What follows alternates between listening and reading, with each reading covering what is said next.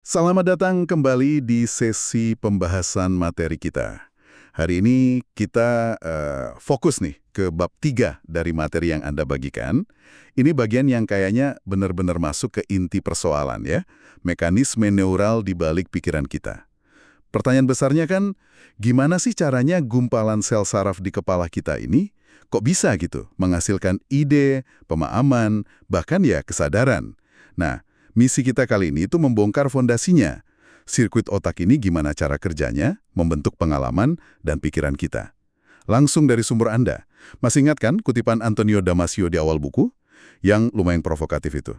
Sistem imun, hipotalamus, korteks frontal ventromedial, dan Bill of Rights punya akar penyebab yang sama. Gitu katanya.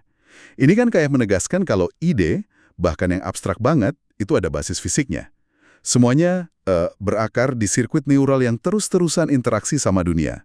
Nah, bab 3 ini bakal bawa kita lebih dalam ke sisi teknis gimananya itu. Tepat sekali. Bab ini memang menjanjikan semacam perjalanan gitu ya. Kita lihat gimana riset soal koordinasi dan kontrol sensori motor, jadi gimana kita ngerasain dan gerak itu ngarah ke gagasan soal jenis-jenis sirkuit neural yang spesifik. Sirkuit inilah yang jadi jembatan antara otak, tubuh, dan pikiran. Yang menarik itu sifat aktifnya.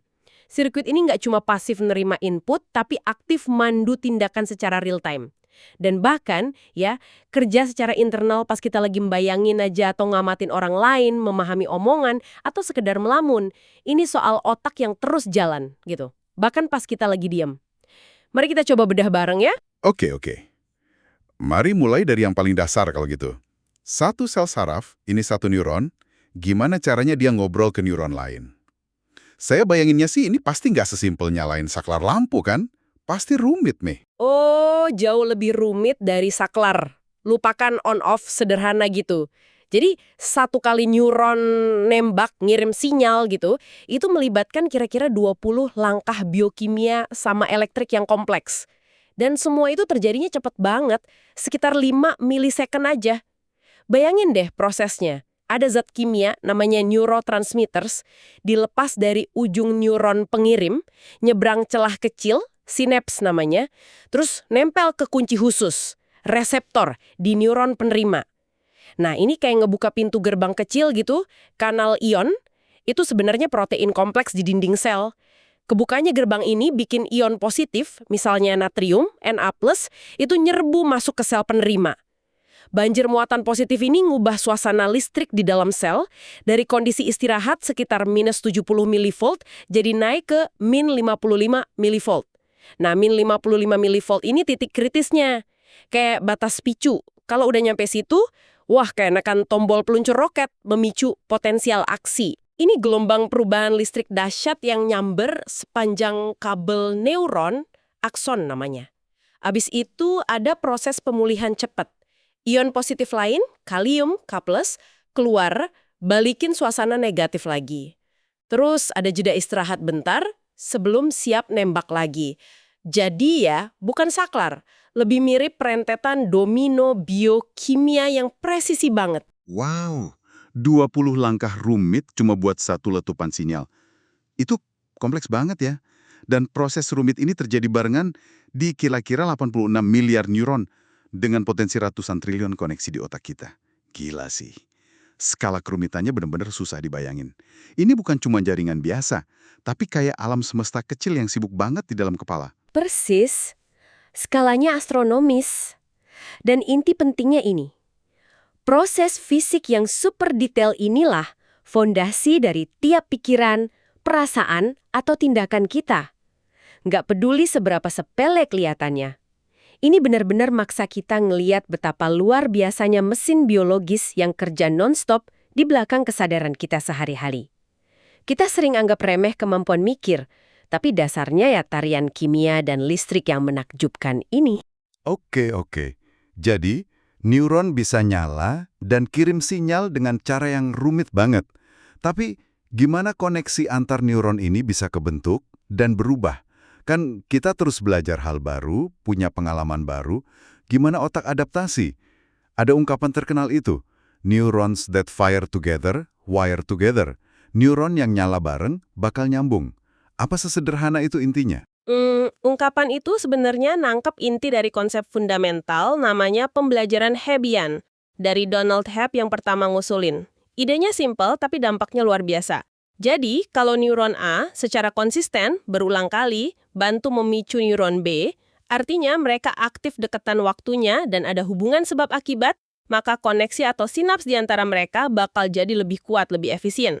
Sebaliknya, kalau koneksi itu jarang dipakai, atau neuron A gagal terus bantu micu B, koneksinya bakal melemah, bahkan bisa hilang sama sekali. Nah, ini yang disebut plastisitas sinaptik. Mekanismenya sendiri kompleks banget di level molekuler. Salah satunya yang melibatkan perubahan jumlah pintu gerbang tadi, protein kanal ion dan reseptor, di titik koneksi sinaps itu. Jumlah protein ini bisa diatur sama gen di dalam neuron, dan aktivitas gennya dipengaruhi sama seberapa sering neuron itu aktif. Jadi ini bukan cuma metafora loh. Otak kita secara fisik terus-menerus membentuk ulang dirinya sendiri berdasarkan pengalaman. Jalur yang sering dilalui jadi makin kuat, kayak jalan setapak gitu. Sementara jalur yang jarang dipakai pelan-pelan hilang. Ini dasar seluler gimana kita belajar dan nginget. Tiap pengalaman baru, sekecil apapun, itu potensi ngubah struktur fisik otak Anda. Jadi sinaptik ini yang ngejelasin gimana koneksi bisa kuat atau lemah. Tergantung pemakaian. Tapi kan ada triliunan kemungkinan koneksi awal tuh, yang mungkin kebentuknya agak acak pas perkembangan otak. Terus gimana otak milih atau ngerekrut koneksi yang pas buat jadi sirkuit yang berguna? Misalnya buat gerakin jari telunjuk, atau buat ngerti konsep adil. Gimana dari kebisingan awal itu bisa muncul keteraturan fungsional? Nah, disinilah konsep perekrutan sirkuit atau sirkuit rekrutmen itu berperan. Anda bisa bayanginnya kayak semacam seleksi alam tapi di tingkat neural. Proses ini mulai bahkan sebelum kita lahir. Waktu janin gerak di dalam kandungan, ngisep jempol, nendang, gerakan ini mungkin awalnya ya kebetulan aja. Ada sirkuit neural yang posisinya pas buat ngemungkinin gerakan itu. Nah, pas gerakan itu terjadi berulang kali, sirkuit yang beruntung ini dipakai terus-terusan. Penggunaan berulang ini lewat mekanisme Hebbian tadi bakal nguatin koneksi-koneksi di dalam sirkuit itu. Akibatnya, sirkuit yang tadinya mungkin cuma aktif acak atau lemah, sekarang jadi lebih kuat, lebih efisien, seolah-olah kepilih atau kerekrut permanen buat fungsi spesifik itu, misal yang ngisep jempol tadi. Tapi penting diingat ya, ini bukan nyiptain koneksi dari nol di mana aja. Harus ada bahan baku awal, koneksi yang kurang lebih udah ada di tempat yang tepat, meskipun awalnya lemah atau acak. Otak terus memahap fungsi realitas dari potensi yang ada lewat pengalaman dan penggunaan. Jadi otak kita tuh nggak dirancang dari awal dengan semua sirkuit jadi. Banyak sirkuit justru muncul lewat proses seleksi berbasis aktivitas ini. Oke, analogi seleksi alam neural itu ngebantu banget ngebayanginnya. Nah, sekarang soal organisasi. Otak kita kan terstruktur banget ya. Gimana dia merepresentasikan tubuh kita sama dunia luar? Saya pernah dengar istilah peta topografi di otak. Apa sih itu maksudnya dan kenapa penting? Peta topografi itu cara otak ngejaga keteraturan spasial dari dunia luar atau dari tubuh kita di dalam representasi neuralnya. Jadi kayak bikin peta geografi, tapi di jaringan syaraf. Contoh paling klasik itu di korteks visual primer, V1, area di belakang otak yang pertama nerima input dari mata, titik-titik yang sebelahan di retina mata kita yang nangkep cahaya itu nyambungnya ke titik-titik yang sebelahan juga di V1. Jadi, kalau Anda lihat garis lurus, pola aktivasi di V1 juga bakal ngebentuk semacam garis neural gitu. Hal yang mirip terjadi di area lain juga. Korteks motorik yang ngontrol otot punya peta di mana area pengendali jari sebelahan sama area jari lain, lengan, dan seterusnya. Korteks somatosensori yang nerima sensasi sentuhan dari kulit itu juga peta tubuh. Sentuhan di jari telunjuk bakal ngaktifin area yang deket sama area buat jari tengah. Bahkan pendengaran punya peta loh, menginternalisasi struktur tubuhnya dan hubungannya sama ruang sekitar. Ini dasar gimana kita tahu di mana bagian tubuh kita dan gimana kita navigasi dunia. Nah, selain peta, otak juga ngorganisir informasi lewat jalur pemrosesan yang spesifik. Contoh terkenal di sistem visual itu pemisahan info jadi 2 jalur utama setelah V1. Satu jalur namanya jalur Watt. Apa? Ngarah ke bawah samping otak, fokusnya identifikasi objek, apa warnanya, bentuknya. Jalur lain, jalur where-how, di mana bagaimana. Ngarah ke atas, fokus ke lokasi objek di ruang dan gimana kita bisa interaksi dengannya. Misalnya gimana cara ngambilnya, atau gimana objek itu gerak. Ini nunjukin kalau otak mecah tugas kompleks jadi subtugas yang ditanganin area-area spesialis. Menarik banget ya, cara otak ngorganisir info gitu. Bab 3 ini juga nekenin banget hubungan erat antara pikiran sama tindakan, khususnya kontrol motorik. Nah, gimana otak ngatur gerakan yang bisa kompleks dan mulus banget? Dari yang simple kayak ambil gelas, sampai gerakan rumit kayak nari atau main musik gitu. Iya, hubungan aksi pikiran ini sentral banget. Buat gerakan, ada area otak yang fungsinya kayak sutradara atau koreografer. Ini termasuk korteks premotor sama area motorik suplementer, SMA. Mereka nggak langsung gerakin otot, tapi mereka ngerencanain urutan gerakan, milih strategi, terus ngirim skrip instruksi ke aktor utama, yaitu korteks motorik primer. Nah, korteks motorik primer inilah yang ngirim sinyal final ke bawah, ke sumsum tulang belakang, akhirnya ke otot. Nah, instruksi ini biasanya bukan buat ngaktifin otot satu-satu secara kepisah, tapi otak kerja pakai sinergi otot. Anggap aja ini kayak paket gerakan dasar, pola aktivasi terkoordinasi dari sekelompok otot buat ngasilin komponen gerakan simple, misalnya ngepalin tangan, nekuk siku, atau ngelangkahin kaki. Gerakan kompleks kayak nari itu ya hasil dari koreografi canggih dari sinergi-sinergi ini, diaktifin dalam urutan, waktu, dan kombinasi yang pas sama si sutradara tadi, korteks premotor dan SMA. Buat mahamin gimana urutan ini diatur, para ilmuwan pakai model komputasional. Salah satunya namanya XNets, Executing Networks. Model ini secara eksplisit merepresentasikan struktur sebuah tindakan. Apa syaratnya, langkah awalnya gimana, tengahnya, akhirnya, terus hasil yang diharapkan apa. Yang benar-benar menarik, dan ini salah satu poin kunci bab ini, adalah bukti yang makin kuat kalau sirkuit neural yang sama yang kita pakai buat ngelakuin aksi, misalnya ambil gelas, itu juga aktif pas kita cuma ngamatin orang lain lakuin itu. Atau bahkan pas kita cuma ngebayamin atau mahamin dari cerita. Ini nunjukin betapa dalamnya hubungan antara tindakan, persepsi, dan pikiran di level sirkuit. Oke, itu kan buat gerakan yang udah direncanain. Tapi gimana otak nanggepin situasi yang nggak terduga? Misalnya pas kita mau ngelakuin sesuatu tapi, ada halangan. Contoh di buku soal nyolok steker di belakang tumpukan buku, itu cukup ngegambarin situasi adaptif ini. Gimana otak ngatasinnya? Nah, ini nunjukin fleksibilitas otak yang luar biasa. Otak kita punya macam-macam trik atau jenis sirkuit koordinasi buat ngatasin hal kayak gitu. Contoh steker itu ilustrasi bagus buat apa yang disebut sirkuit substitusi. Bayangin aja ini kayak program komputer pakai logika jika maka. Kalau kondisi A terpenuhi, misalnya jalur normal kehalang buku, maka aktifin rencana B, misalnya nggapai dari atas. Sementara itu, rencana C, rencana default nyolok dari samping kayak biasa, harus dihambat atau dimatiin sementara. Sirkuit substitusi ini bikin otak nggak macet pas rencana awal gagal, tapi secara dinamis bisa ganti ke strategi alternatif buat nyampe tujuan yang sama. Ini dasar kemampuan kita mecahin masalah secara fleksibel sehari-hari. Konsep skema sama frame juga sering disebut nih sebagai struktur penting dalam pikiran. Bisa dijelasin lagi nggak secara ringkas bedanya apa dan gimana otak pakainya? Contoh kafe sama operasi di Matahari itu lumayan ngebantu sih, tapi mungkin intinya bisa diperjelas lagi. Tentu, skema itu struktur konseptual yang dasar banget. Seringkali akarnya dari pengalaman fisik kita sama dunia, jadi sifatnya embodied. Anggap aja ini kayak balok Lego dasar buat pemahaman. Contohnya skema wadah, kan punya dalam, luar, batas. Skema lintasan, ada titik awal, jalur, tujuan, atau skema kekuatan, ada interaksi gaya. Skema-skema ini cenderung universal dan jadi dasar gimana kita mahamin banyak hal, termasuk yang abstrak. Nah, kalau frame, itu struktur yang lebih kompleks dan spesifik. Kayak rakitan Lego yang udah jadi buat situasi atau konsep tertentu. Frame restoran misalnya. Nggak cuma objeknya aja, meja, makanan, tapi juga ada peran, pelayan, koki, pelanggan, sama urutan kejadian tipikal, pesen, makan, bayar. Frame pemilu punya peran, pemilih, kandidat, objek, surat suara, dan prosesnya. Frame ini seringkali dibangun di atas skema-skema dasar tadi. Misalnya, restoran itu kan wadah. Pergi ke restoran melibatkan lintasan. Yang penting dari keduanya itu property gestalt. Artinya, mereka cenderung aktif sebagai satu kesatuan utuh. Kalau Anda dengar kata operasi sesar, nggak cuma konsep operasinya yang aktif, tapi juga peran dokter, pasien, bayi, lokasi, ruang operasi, elemen-elemen lain dalam frame operasi itu ikut aktif otomatis di pikiran Anda meskipun nggak disebut semua. Secara komputasional, ini dimodelkan pakai sirkuit gestalt. Aktivasi satu bagian, misalnya peran dokter, bisa nyebar dan aktifin representasi keseluruhan frame sama peran-peran lainnya. Ini bikin pemahaman kita jadi efisien, nggak perlu bangun pemahaman dari nol tiap saat. Terus gimana semua potongan info ini?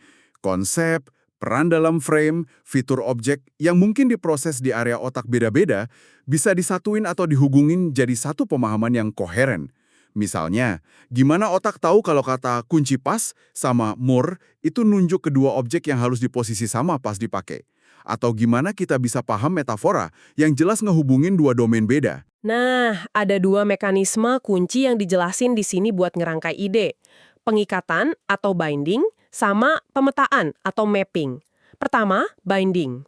Anggap ini kayak ngejepit kertas secara mental. Ini proses bikin dua atau lebih representasi neural yang beda, misalnya representasi posisi kunci pas sama posisi mur, jadi terhubung secara fungsional sementara waktu. Seolah-olah mereka jadi satu hal dalam konteks tugas itu. Ini memungkinkan komposisi ide. Sirkuit binding ini sering dikontrol sama gerbang atau gates, mekanisme neural yang bisa dibuka atau ditutup buat ngizinin atau nyegah pengikatan terjadi, tergantung konteksnya. Contoh lain, pas mahamin restoran, kita ngikat peran pelanggan dari frame bisnis sama peran pemakan dari frame layanan makanan. Mekanisme kedua itu mapping. Ini biasanya lebih satu arah. Pemetaan ini inti dari pemahaman metafora konseptual. Kita ngambil struktur dari satu domain yang lebih konkret atau familiar, domain sumber namanya, misal perjalanan. Terus kita petain ke domain lain yang lebih abstrak, domain target, misal kehidupan, buat mahamin si target itu. Jadi kita ngomong langkah selanjutnya dalam hidup, itu metain langkah dari perjalanan ke tahapan dalam hidup. Atau hubungan kita nemuin jalan buntu, itu metain jalan buntu dari perjalanan ke masalah nggak kelar dalam hubungan. Pemetaan bikin kita bisa pakai pengetahuan konkret buat nalarin hal abstrak. Dua mekanisme ini, binding sama mapping, itu alat fundamental otak buat nyipain makna kompleks dari elemen yang lebih simpel. Kita udah ngobrolin banyak soal sirkuit-sirkuit spesifik ini ya. Tapi kan pengalaman sadar kita rasanya utuh ngalir gitu. Nggak kepotong-potong kayak sirkuit-sirkuit tadi. Gimana proses integrasi ini terjadi di otak biar kita ngerasa jadi satu kesatuan? Terus apa peran simulasi yang juga disebut-sebut? Banyak proses di otak jalan paralel dan mungkin nggak sadar, rasanya kepisah-pisah. Nah, buat nyiptain pengalaman sadar yang koheren dan terintegrasi, otak diduga pakai sirkuit integrasi. Fungsi utama sirkuit ini yang ngordinasiin aktivitas di berbagai area dan sirkuit beda di seluruh otak, nyatuin mereka jadi satu ruang kerja fungsional pada satu waktu. Integrasi inilah yang bikin kita bisa gabungin apa yang kita lihat, denger, rasain, ingat, sama rencanain jadi satu aliran kesadaran yang utuh, bukan cuma kumpulan sensasi dan pikiran acak. Nah, simulasi neural itu proses kunci lain yang terkait erat. Ini kemampuan otak buat pakai sirkuit-sirkuitnya, terutama yang terkait aksi dan persepsi yang tadi kita bahas, aktif pas kebayangin. Buat ngejalanin model mental internal dari dunia atau situasi, kayak ngejalanin simulator penerbangan tapi di kepala kita. Kita pakai ini pas ngebayangin rasanya ngelakuin sesuatu, pas mahamin bahasa, misalnya denger dia nendang bola, otak kita nyimulasiin tendangan, pas ngerencanain masa depan, nyimulasiin kemungkinan hasil, atau bahkan pas nyoba mahamin apa yang orang lain pikirin atau rasain, nyimulasiin perspektif mereka. Ada jaringan otak luas namanya Default Mode Network, DMN, yang kayaknya aktif banget pas berbagai bentuk simulasi mental ini, terutama pas pikiran kita lagi ngelayap. Jadi integrasi, nyatuin potongan jadi saat ini, sementara simulasi bikin kita bisa main-main sama model mental dari masa lalu, masa depan, atau kemungkinan lain. Pembahasan bab 3 ini emang rasanya dalam banget ya, di sisi teknis sirkuit neuralnya. Gimana sih sebenarnya para ilmuwan bisa pelajarin ini secara konkret? Gimana mereka pakai komputasi buat nguji ide-ide soal sirkuit Gestalt, binding, atau simulasi ini? Mereka pakai pendekatan yang disebut pemodelan komputasional neural terstruktur. Ini beda sama model AI umum yang mungkin lebih sering kita dengar. Model terstruktur ini nggak cuma nyoba niru hasil akhir kayak ngenalin gambar, tapi secara eksplisit nyoba bangun model komputer yang ngereplikasi struktur dan jenis sirkuit spesifik yang dihipotesisin ada di otak dan relevan buat fungsi kognitif tertentu.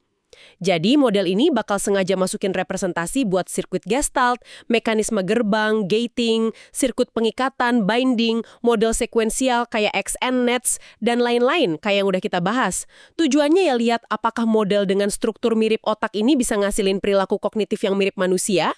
Ada juga konsep menarik namanya dual modeling, pemodelan ganda. Ini upaya ambisius buat bikin satu sistem komputasi yang bisa modelin dua level sekaligus. Level fenomena kognitif, misal gimana kita paham makna kalimat atau bikin analogi, sama level mekanisme neural fungsional yang diyakini mendasarinya. Misal, gimana pola tembakan neuron atau penguatan sinaps ngasilin pemahaman itu. Ini memungkinkan peneliti nguji hubungan sebab akibat antara hipotesis soal sirkuit neural sama perilaku kognitif secara lebih langsung. Tentu aja penting banget buat diingat kalau ini semua tuh model. Mereka penyederhanaan drastis dari otak asli yang luar biasa kompleks. Tapi ya mereka alat yang kuat banget buat nguji hipotesis, nyaring ide, dan bantu kita ngurai kerumitan sistem biologis paling rumit ini. Jadi ya setelah penjelajahan dalam ke bab 3 ini, rasanya makin jelas kalau pikiran, ide, kesadaran kita itu bukan entitas misterius yang kepisah gitu. Dia itu hasil produk yang muncul dari interaksi biokimia dan listrik yang luar biasa kompleks. Tarian miliaran neuron di dalam kepala kita. Dari satu letupan sinyal neuron, terus berkembang jadi jejaring yang belajar dan adaptasi, ngebentuk peta dunia, ngontrol tindakan, bangun struktur pemahaman kayak skema dan frame, ngerangkai ide lewat binding dan mapping, dan akhirnya ngejalanin simulasi mental yang kaya. Dan semua ini, kayak ditekankan sumber Anda, akarnya kuat banget di interaksi fisik otak dan tubuh kita sama lingkungan. Betul sekali. Kalau kita rangkum beberapa intisari utama dari bab 3 ini buat Anda bawa pulang ya. Mungkin poin-poinnya gini. Pertama, yang paling fundamental, pikiran itu fisik. Ide punya rumah di sirkuit neural. Kedua, otak itu plastis. Dia terus berubah bentuk fisik berdasarkan pengalaman lewat penguatan pelemahan koneksi, plastisitas sinaptik, jadi belajar itu perubahan fisik. Ketiga, ada semacam perkakas sirkuit neural dasar dengan fungsi spesifik buat koordinasi, pengikatan, binding, pemetaan, mapping, integrasi yang jadi blok bangunan kognisi kita. Keempat, simulasi neural pakai sirkuit otak buat ngejalanin model mental internal. Itu mekanisme inti di balik banyak kemampuan kognitif kita. Mulai dari paham bahasa, imajinasi, perencanaan, sampai empati. Dan kelima, pemodelan komputasional khususnya yang terstruktur dan nyoba dual modeling itu alat penting buat nguji hipotesis gimana semua mekanisme rumit ini kerja bareng ngasilin fenomena kompleks kayak pikiran dan bahasa. Nah, sebagai pemikiran penutup aja nih buat Anda renungin lebih lanjut, kita udah lihat gimana mekanisme neural ini dari level sinaps sampai sirkuit kompleks bisa direpresentasiin dan dimodelin secara komputasional. Pertanyaannya terus jadi, sejauh mana sih model-model ini yang dasarnya kan soal sirkuit, sinyal, komputasi, bisa benar-benar nangkep seluruh esensi dari pengalaman manusia? Gimana sama aspek subjektifnya? Rasanya, jadi sadar, pengalaman personal nikmatin musik, ngerti lelucon, atau ngerasain indahnya matahari terbenam, apa yang sering disebut filsuf qualia itu. Buku ini sendiri ngakuin kalau mekanisme buat qualia ini masih misteri, memahami kesadaran subjektif. Atau ini cuma masalah kompleksitas yang luar biasa gede aja, yang suatu hari nanti mungkin bakal keurai juga sama model yang lebih canggih. Sebuah pertanyaan besar yang mungkin menarik buat Anda eksplorasi sendiri. Pertanyaan yang sangat mendasar dan, wah, bikin mikir ya. Terima kasih banyak sudah menemani kami dalam penjelajahan bab 3 ini. Sampai jumpa di sesi kita berikutnya.